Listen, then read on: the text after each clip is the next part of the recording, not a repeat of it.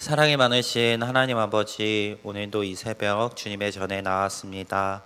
우리가 이곳에 나와서 주께 기도하고 또 예배드리오니 하나님, 이 시간 우리 가운데 함께 하시옵시고 우리가 기도하는 것마다 주님의 선하신 뜻으로 응답하여 주시옵소서. 우리에게 오늘 하루도 살아갈 말씀을 주시옵시고 그 말씀을 붙들고 오늘도 주님의 뜻 안에서 하나님을 의지하며 살아가는 모든 성도 되게 하시옵소서. 함께 하실 것 믿사오며 우리 구주 예수님 이름으로 기도드립니다.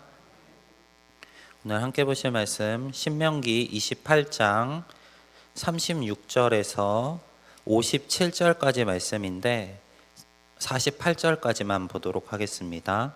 신명기 28장 36절에서 48절까지 함께 보겠습니다. 구약 성경 306면에 있습니다.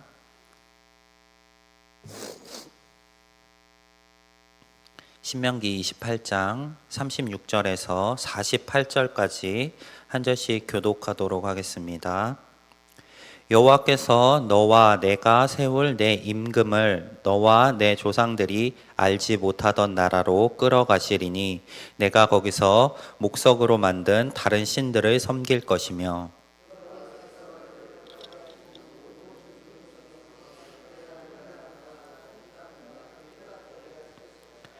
내가 많은 종자를 들에 뿌릴지라도 메뚜기가 먹음으로 거둘 것이 적을 것이며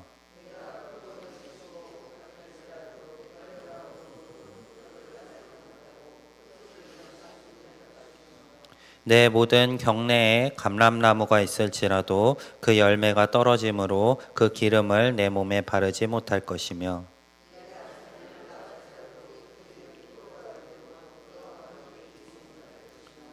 내 모든 나무와 토지 소사는 메뚜기가 먹을 것이며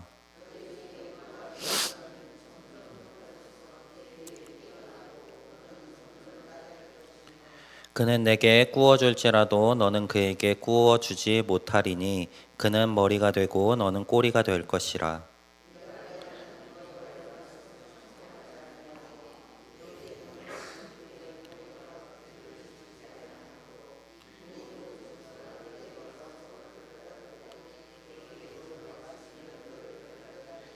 이 모든 저주가 너와 내 자손에게 영원히 있어서 표징과 훈계가 되리라.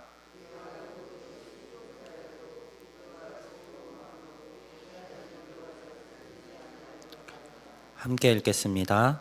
내가 줄이고 목마르고 헐벗고 모든 것이 부족한 중에서 여호와께서 보내사 너를 치게 하실 적군을 섬기게 될 것이니 그가 철 멍에를 내 목에 메워 마침내 너를 멸할 것이라.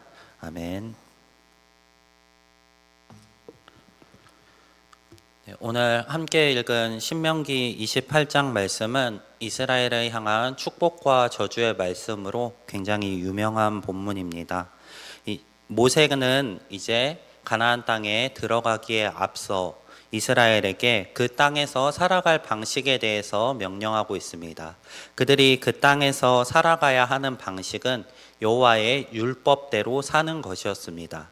만약 그들이 그 율법대로 살아간다면 하나님께서 그들에게 약속하신 땅에서 복에 복을 더하실 것이지만 그들이 율법을 어기고 하나님 이외에 다른 신들을 섬기며 살아간다면 하나님께서는 그들에게 심판을 내리시고 그들에게는 저주가 임할 것이라고 경고를 하고 있습니다. 이 28장의 내용을 보면은 14절까지는 축복의 말씀이 등장합니다. 그들이 하나님께 순종하면 하나님께서 그 땅에서 그들에게 내리실 복에 대해서 이야기합니다. 그리고 이제 나머지 68절까지에서 그들이 하나님의 말씀에 순종하지 않았을 때 그들에게 임할 저주에 대해서 선포합니다. 이 28장 내용을 전체적으로 본다면 축복과 저주에 대한 언급이 있는데 그 가운데 저주에 대한 말씀의 비율이 훨씬 더 많은 것을 볼 수 있습니다. 모세는 이제 가나안 땅에 들어가는 이스라엘에게 그들이 그 땅 가운데 살아가야 할 방식에 대해 이야기하면서 그들이 만약에 그것을 행하지 아니하였을 때 그들에게 임할 저주에 대해서 강조를 하고 있는 것입니다. 이 모세가 이렇게 저주에 대해 강조를 하고 있는 이유는 인간의 나약함을 인함입니다. 이스라엘은 결국에 모세가 경고한 대로 실패하였습니다. 오늘 본문 가운데, 오늘 함께 읽은 본문 가운데서는 특별히 이 가나안 땅에서 이 이스라엘이 하나님께 순종하지 않았을 때 다른 나라로 인하여서 그들이 멸망하고 포로로 잡혀갈 것에 대해서 예언하고 있습니다. 47절하고 48절에서 그들이 풍족한 상황에서 기쁨과 즐거움으로 여호와를 섬기지 아니한 것, 그것으로 인해서 그들은 이제 풍족하지 못한 상황, 부족하고 줄이고 목마른 상황 가운데서 여호와가 아니라 여호와께서 보내신 그들의 적군을 강제로 섬기게 될 것이다 하고 경고하고 있습니다. 이 말씀은 결국에 성취되고 이 저주는 이스라엘 백성들에게 임하게 되었습니다. 모세는 이미 이스라엘 백성들이 실패할 것을 알고 있었습니다. 하나님께서도 그 백성에 대해서 이미 경고를 하고 계십니다. 그럼에도 불구하고 모세는 이 저주의 말씀을 선포하면서 또 축복의 말씀과 함께 선포하면서 그 목적은 너희가 결국 실패할 것이다, 너희는 저주를 받을 것이다의 강조점이 있는 것이 아니라 그들에게 너희가 하나님의 말씀에 순종하지 않는다면 저주가 임할 것이고 순종한다면 축복이 임할 것이니 말씀에 순종하라 라는 데 그 목적이 있습니다. 이스라엘 백성들에게 결국 하나님의 말씀에 순종하면서 살아가라 라고 가르치고 있는 것입니다. 하나님께서 모세를 통해서 이 말씀을 이스라엘에게 주시는 이유는 그 저주 자체, 심판 자체에 있는 것이 아니라 그들이 그 저주의 말씀, 경고의 말씀을 듣고 돌이켜서 하나님의 말씀대로 살아가게 하는데 그 목적이 있습니다. 하나님께서 선포하시는 심판에 대한 경고에는 항상 양면성이 존재합니다. 하나님께서 심판만을 선포하실지라도 그 심판에 대한 선포를 듣고 돌이켜서 하나님께로 돌아온다면 하나님께서 그들에게 심판을 내리지 않으실 것이기 때문입니다. 결국 심판을 선포함으로 인해서 경고하고 그들에게 돌아올 것을 촉구하고 있는 것입니다. 이것을 굉장히 잘 보여주는 성경 말씀이 요나서입니다. 하나님께서 요나를 보내서 니느웨에게 심판을 선포하게 하셨습니다. 요나는 이미 마음속에 니느웨에 대한 안 좋은 생각들이 가득한 상태입니다. 그리고 그들이 하나님의 경고대로 심판을 받았으면 하는 마음이 있습니다. 그런 상태에서 요나가 니느웨 땅에 가서 너희가 심판을 받을 것이다를 선포하면서 만약에 너희가 회개하고 돌아온다면 심판을 면할 것이다 라고 이야기했을까요? 네, 그렇지 않을 것입니다. 요나는 오히려 그 니느웨 땅에 가서 너희 이렇게 잘못했으니까 하나님이 심판하실 것이다, 너희 꼴 좋다 하면서 비웃으면서 이 심판을 선포했을지도 모릅니다. 하지만 이러한 심판에 대한 선포를 듣고 니느웨가 회개하고 돌아왔을 때 하나님께서는 그들에게 심판을 내리시지 않으셨습니다.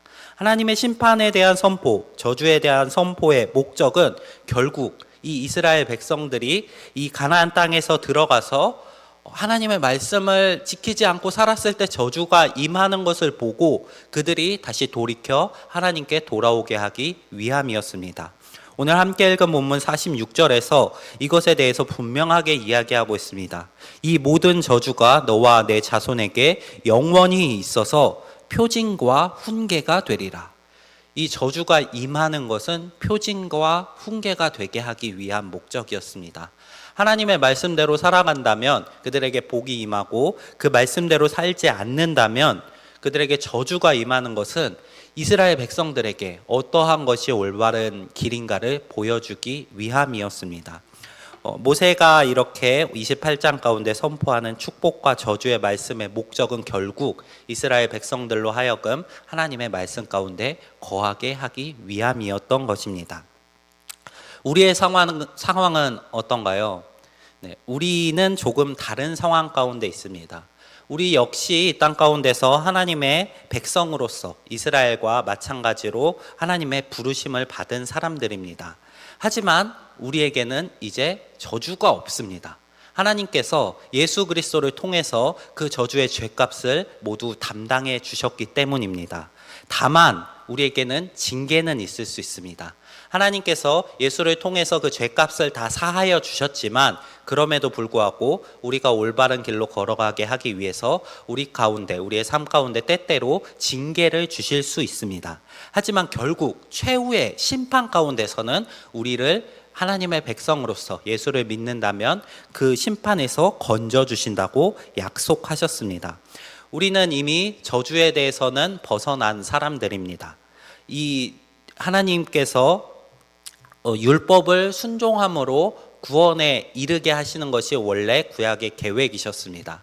하지만 인간들은 인간의 나약함으로 인해서 그 율법을 온전히 순종하지 못함으로 하나님께서 예비하신 그 구원의 길을 스스로 이룰 수가 없는 상태였습니다. 그 상태 가운데 하나님께서는 예수님을 이 땅 가운데 보내주십니다. 그리고 예수님께서 이 땅 가운데 살아가시면서 그 하나님의 율법의 말씀을 온전하게 성취해 내십니다. 우리가 하지 못한 것을 하나님께서 이 땅 가운데 오셔서 대신해 주시는 것입니다. 그리고 십자가에 달려서 죄 없으신 그 상태에서 우리의 죄값을 대신해서 죽으셨습니다. 그리고 하나님께서 이 예수를 믿는다면, 우리의 구원자로 믿는다면 예수님께서 이 땅 가운데 행하셨던 모든 순종, 그 의를 우리의 것으로 여겨주시고 또 우리가 가지고 있는 이 죄값은 예수님께서 대신 치른 것으로 여겨주시겠다고 우리에게 은혜를 선포하셨습니다. 우리는 그 은혜 가운데 있는 사람들입니다. 이제 우리가 이 땅 가운데 살아가면서 짓는 죄들은 우리가 이미 받은 구원을 훼손하지는 못합니다. 지금 본문 가운데 이스라엘 백성은 이 가나안 땅에 들어가서 하나님의 말씀대로 산다면 복이 임하고 살지 못한다면 저주가 임하는 상황이었지만 우리는 이미 예수를 믿음으로 우리의 삶 가운데는 하나님과 동행할 수 있는 축복의 길만이 남아 있습니다. 하지만 그럼에도 불구하고 우리는 여전히 이스라엘이 그러했던 것처럼 하나님의 말씀대로 살아가야 합니다. 우리에게 임할 저주를 두려워하기 때문에 그렇게 사는 것이 아니라 두 가지 이유가 있습니다. 첫 번째는 예수님께서 대신 살아주신 그 길이 원래 우리가 살아야 했던 길이기 때문입니다. 하나님께서는 우리에게 원래 하나님의 말씀대로 살기를 바라고 계십니다. 하지만 우리가 능력이 부족해서 그것을 이룰 수 없었기 때문에 예수님께서 그 길을 대신 가주신 것입니다. 우리가 마땅히 살아야 할 그 길을 예수님께서 대신 살아주셨습니다. 우리는 이제 그 은혜를 받았지만 그럼에도 불구하고 예수님께서 대신 살아주신 그 길을 원래 우리가 살아야 했던 그 길을 살아가야 할 의무가 있습니다. 우리 성도님들이 그 길을 걸어가시기를 소망합니다.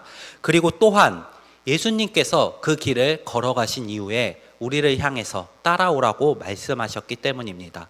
예수님께서는 자기를 따라오는 그 길을 제자들에게 명령하셨습니다. 우리에게도 동일하게 명령하십니다. 이제 우리는 죄에 죽은 사람들로서 이 땅 가운데 우리가 마땅히 살아가야 할 그 길, 우리의 십자가를 지고 자기를 부인하고 예수님을 따라가야 하는 그 길을 살아가야 합니다. 이스라엘의 앞에는 축복과 저주가 있었지만 이제 우리는 이미 축복받은 사람들로서 우리 앞에 놓인 그 길을 하나님을 의지하며 살아야 하는 것입니다. 우리 성도님들의 오늘 하루의 삶도 이러한 길이 되시기를 소망합니다. 하나님의 말씀 가운데 거하시는 성도님들이 되시기를 소망합니다. 그 길이 우리가 원래 걸어가야 할 길이고 예수님께서 대신 걸어가 주신 길이며 또한 우리에게 따라오라고 명하신 길이기 때문입니다. 우리 성도님들의 오늘 하루의 삶이 하나님의 말씀 가운데 거하시는 삶이 되시기를 소망합니다.